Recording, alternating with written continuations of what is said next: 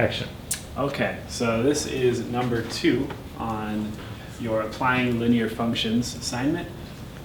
We have a bank account that's overdrawn by $50, and you are working a job that pays you $20 per hour. We want to model this by a linear function. So let's go ahead and set up our variables first.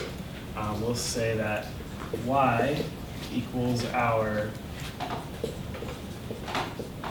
bank account, and x will be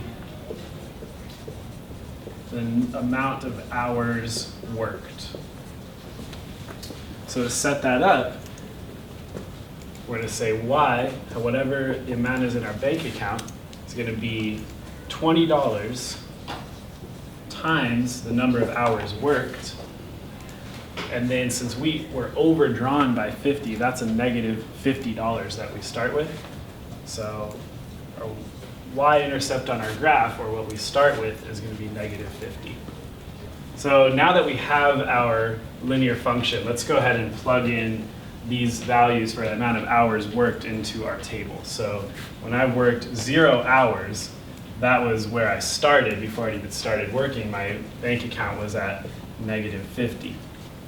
Now after I've worked 1 hour, I would have 20 times 1.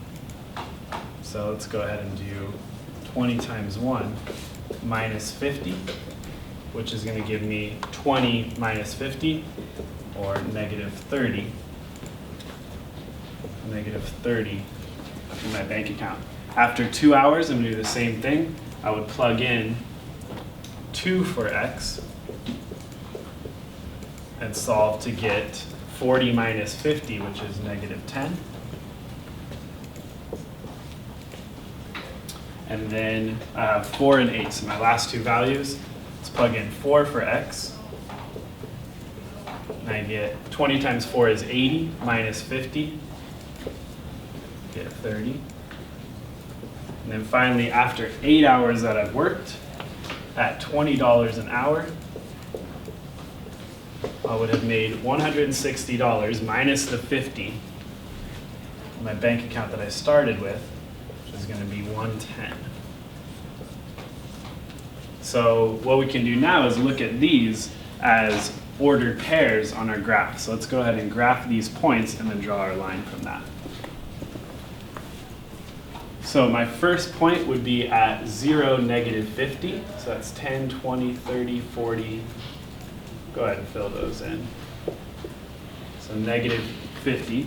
I have a point at 1, negative 30. 2, negative 10. Give myself some room there. I have a point at 4, 30.